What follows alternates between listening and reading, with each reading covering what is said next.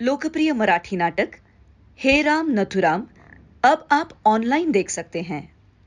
Link इस video के description box में उपलब्ध है। कैबिनेट मिशन प्लान 1946 के प्रारंभ में कैबिनेट मिशन भारत आया। इसमें इंग्लैंड के भारत मंत्री श्री लॉरेंस, श्री अलेक्जेंडर और श्री क्रिप्स थे। इसके भारत आने के विषय में प्रधानमंत्री श्री एटली ने पार्लियामेंट में एक भाषण दिया और कहा कि अंग्रेजी गवर्नमेंट भारत की बागडोर भारतवासियों को ही सौंपना चाहती है, परंतु इसके लिए यह आवश्यक है कि सब भारतवासी एक निर्णय पर पहुंच जाएं। मिशन का घोषित कार्य सब दलों में संधि कराना था, परंतु जो कुछ मिशन ने किया वह भारत के लिए बहुत हानिकारक था। कांग्रेस संगठित भारत चाहती थी, परंतु कांग्रेस को अपने ध्येय और अपनी मांग पर आत्मविश्वास न था। दूसरी ओर जिना विभाजित भारत चाहता था और अपनी मांग पर अड़ा हुआ था। इन समस्याओं को सुलझाने में बहुत कठिनाई दिखाई देती थी। इसलिए मिशन ने सबसे बात की और फिर 15 मई 1946 को अपने निर्णय की घोषणा कर दी। मिशन ने प्रकट रूप में तो संगठित भारत के प्रति शुभकामनाएं प्रकट की, किंतु प्रकारांतर से अपनी योजना में पाकिस्तान के पूर्ण अंश भर दिए। उसने 6 धाराएं ऐसी रखी जिनको मानने पर भारत के 2 टुकड़े हुए बिना नहीं रह सकते थे। चाहे यह विधान परिषद चुने हुए व्यक्तियों से बना हो, फिर भी उसके द्वारा पूर्ण स्वतंत्रता का विधान नहीं बनाया जा सकता था। कांग्रेस भारत छोड़ो आंदोलन की असफलता के बाद इतनी निराश हो चुकी थी कि वो कोई भी ऐसी योजना मानने को तत्पर थी जिसमें तनिक भी राष्ट्रीयता की झलक हो। इसलिए इस योजना को स्वीकार करके कांग्रेस ने प्रकारांतर से पाकिस्तान मान लिया, परंतु योजना में पाकिस्तान का शब्द न होने से वह संतुष्ट थी। कांग्रेस ने योजना को तो स्वीकार कर लिया, परंतु केंद्रीय सरकार बनाने को तैयार न हुई।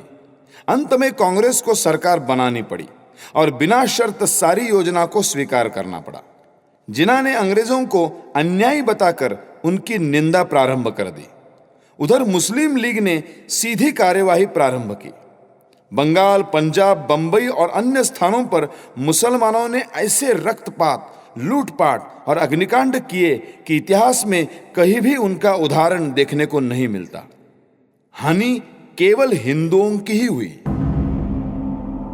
कांग्रेस ने उस समय अद्भुत नपुंसकता का परिचय दिया और वो किसी स्थान पर भी हिंदुओं की रक्षा न कर सकी। गवर्नर जनरल को 1935 के एक्ट के अनुसार यह अधिकार था कि भारत के किसी भी भाग में शांति भंग होने पर वो हस्तक्षेप कर सकता था, परंतु वो भी निश्चित और निर्द्वंद्व सब घटना को देखता रहा। लाखों हिंदू मारे गए, सहस्त्रों हिंदू स्त्रियों और बच्चों को उठा लिया गया, जिनमें से बहुत कम वापस आए। करोड़ों रुपयों की संपत्ति लूट ली गई, जला दी गई या नष्ट कर दी गई, किंतु गांधी जी की हिंदू मुस्लिम एकता का प्रेम तब भी उतना ही दूर रहा जितना पहले था। कांग्रेस जिन्ना की शरण में। अगले वर्ष ही कांग्रेस ने जिन्ना के सम्मुख आत्मसमर्पण कर दिया। पाकिस्तान मान लिया गया।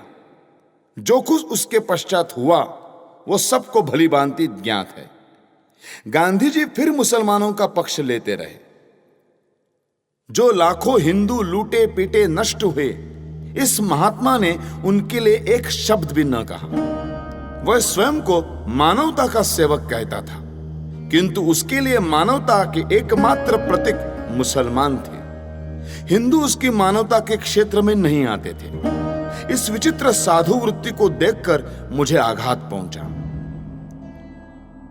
पाकिस्तान पर द्विअर्थक वक्तव्य।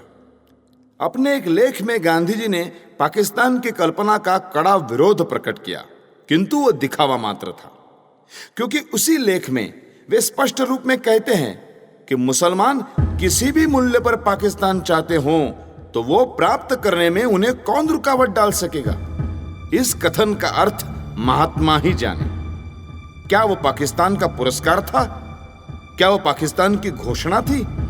क्या वह पाकिस्तान की मांग का प्रतिरोध था?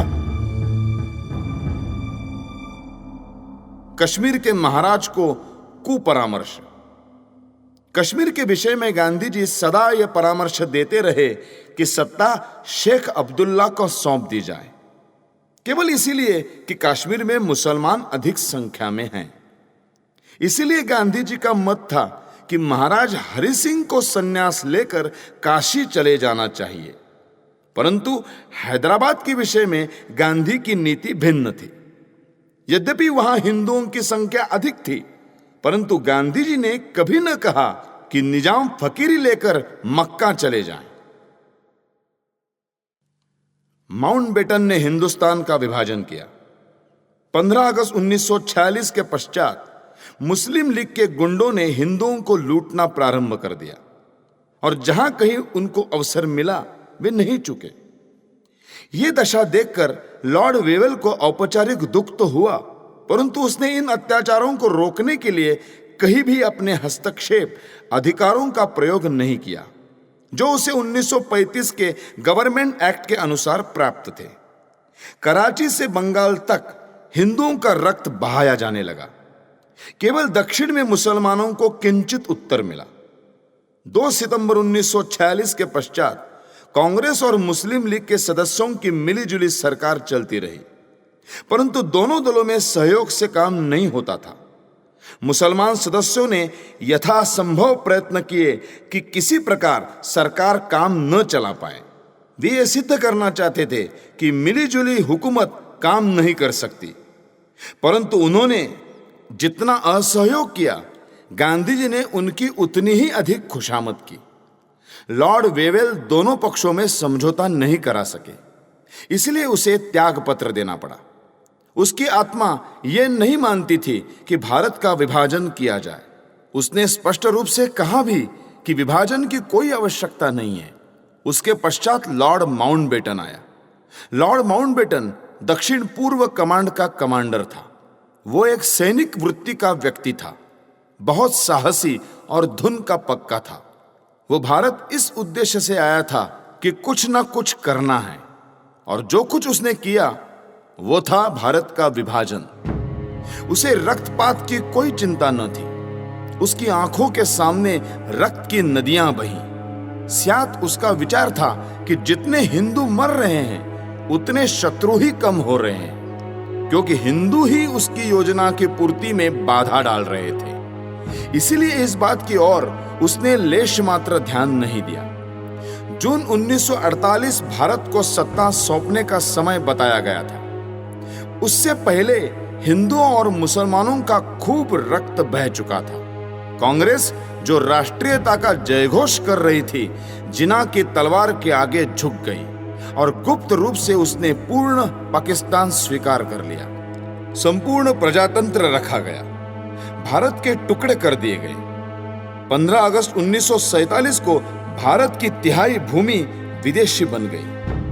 कांग्रेस क्षेत्र में लॉर्ड माउंटबेटन को सभी वायसरॉय में महान वायसरॉय और गवर्नर जनरल बताया जाने लगा, क्योंकि उसने हिंदुस्तान के 3 टुकड़े करके 30 जून 1948 से 10 मास पहले ही कांग्रेस को सत्ता दे दी। यही वह उपलब्धि है जो गांधी जी से 30 वर्षों में भारत को प्राप्त हुई। इसी को कांग्रेस स्वतंत्रता के नाम से पुकारती है। इतिहास में ऐसा कोई उदाहरण नहीं है कि इतना रक्तपात हुआ भी और फिर भी उसके परिणाम को शांतिपूर्वक सत्ता हस्तांतरण का नाम दिया जाए और उसे स्वतंत्रता के नाम से पुकारा जाए। यदि 1946, 47 और 48 की घटनाएं भी शांति की द्योतक है, तो पता नहीं अशांति किसे कहते हैं। हिंदू मुस्लिम एकता का बुलबुला अंत में फट गया और सांप्रदायिक आधार पर अलग देश बन गया। पंडित नेहरू और उसके साथी इस स्वतंत्रता का श्रेय अपने तथाकथित बलिदानों को देते हैं, परंतु वास्तविक बलिदान तो जिनके हैं उन्हीं के रहेंगे।